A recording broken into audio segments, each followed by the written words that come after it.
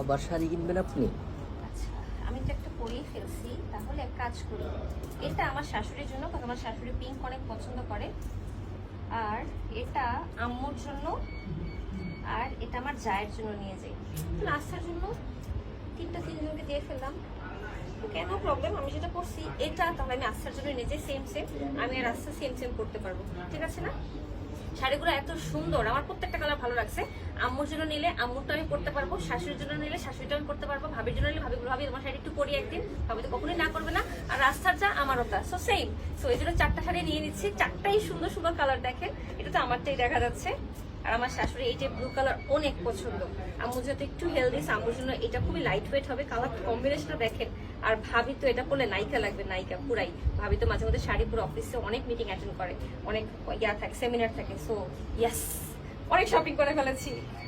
soft price হচ্ছে